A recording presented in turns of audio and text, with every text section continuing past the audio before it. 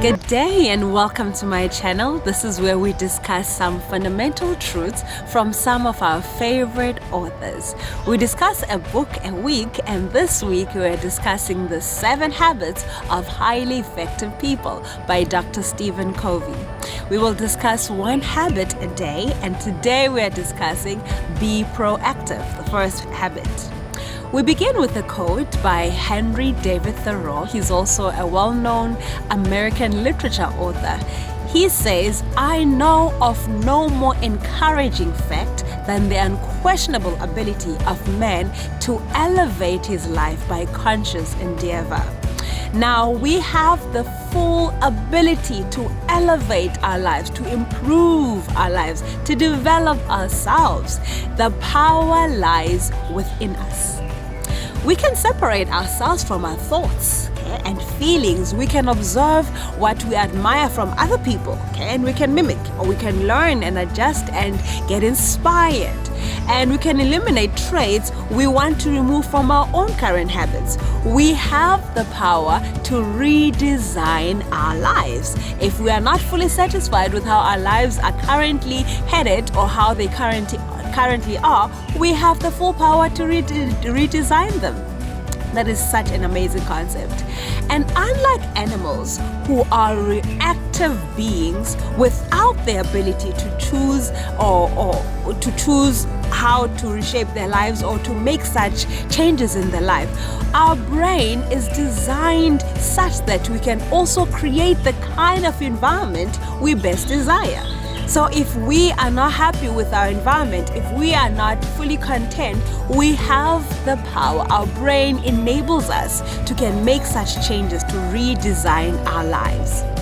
As such, we should not limit ourselves to what we knew when growing up, or what we were constantly exposed to, or what everyone else around us was or is doing, or even by what our parents were taught us, or what their parents and their grandparents and so on and so forth, the previous generations, to the teachings that they brought into our lives.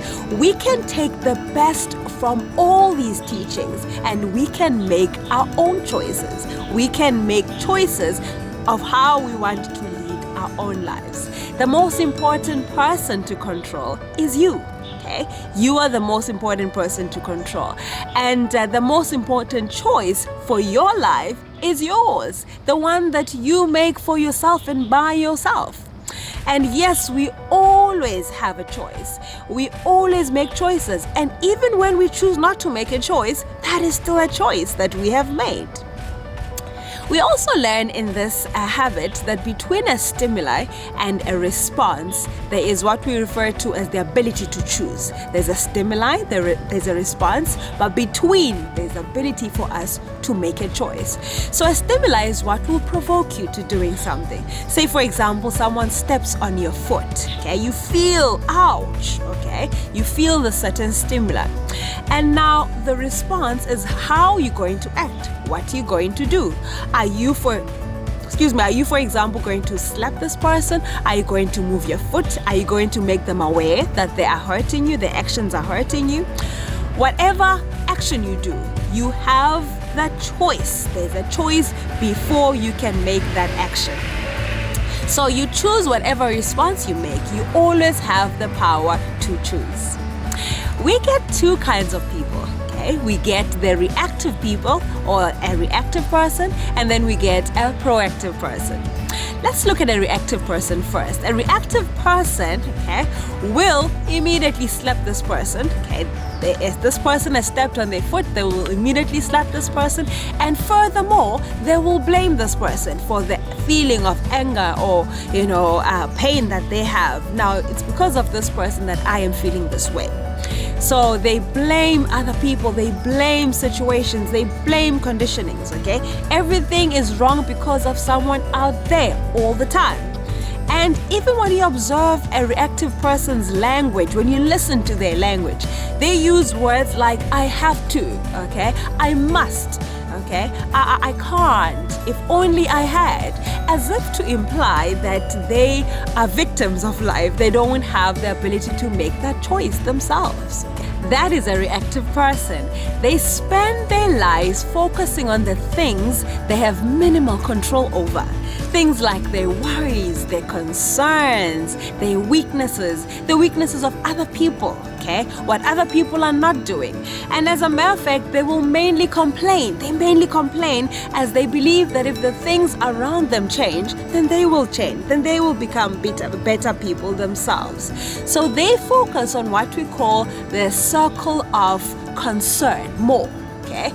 They are always focusing on the things that are worrying them, the things which are affecting them the most.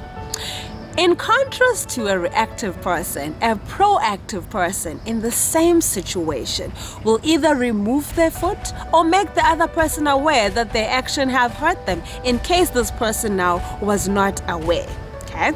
And furthermore, a proactive person will not blame the other person for their action. They will not blame for what they're feeling.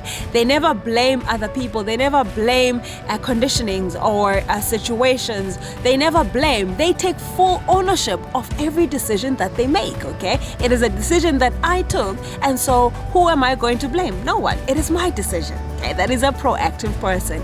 Their language is also dominated by words like I choose to, okay?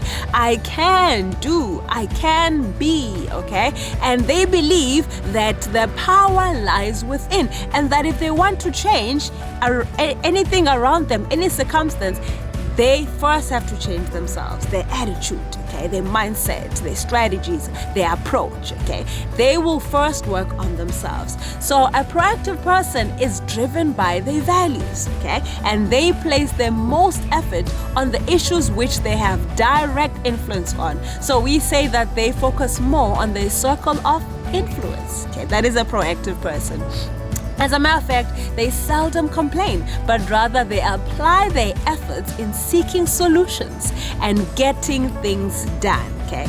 They focus more on their circle of influence. So we want to be proactive people. And yes, we all make mistakes because we don't always know what lies on the opposite end of us making a decision, okay? We see the one end, we see the alternatives that are in front of us, but we don't always see the consequence that will follow. And so on occasion when we don't like the results of the choices that we have made, it is important that we do the following. Number one, let us instantly acknowledge, okay, that this is a mistake. This is something that we don't want. This is a consequence we don't approve of, we're not comfortable with. And number two, let us instantly correct, okay? If it means you go to a person and you correct it or you do something, do it instantly. Do not delay. Don't let it lingering. Don't leave it lingering in your head and in your emotional space. Work on it instantly. And thirdly, let us learn from our mistakes. We don't want to be repeating the very same mistakes each and every time. So let us be proactive and take ownership of the decisions that we make. The problem is when we start to think that the problem is out there. Okay, that thought is the problem, because it always starts with what we are doing. It always begins with us. I'll end with a quote by Eleanor Roosevelt. She says, "No one can hurt you without your consent." Okay? So as a proactive person, you realize that everyone has a choice to make. And yes, others may choose to make a choice that will negatively impact your life, okay? But the beauty of being proactive is that even if people choose to hurt us, we have the ability to choose how their actions are going to affect us. We can always rise above and we always are in control of how anything will affect us. So yes, they can do something to hurt us, but how it's going to affect us, that is still our choice to make as proactive people. So let us take full ownership of our lives and let us be proactive. Thank you so much. I appreciate you joining us in the session. We'd like to hear your views. Have you read The 7 Habits of Highly Effective People? Do you want to have a copy? Follow. I'm sharing a link at the bottom in the comment section. You can follow and get your own copy of The 7 Habits of Highly Effective People. We will be looking at each and every one of those habits this week, and I highly encourage that we share our experiences of how these habits are still applicable in our lives. Are they still applicable? below. We'd definitely love to hear from you. Thank you so much. I will meet again on the next session. Yeah, we'll discuss the next habit. Okay, thank you so much. Take care.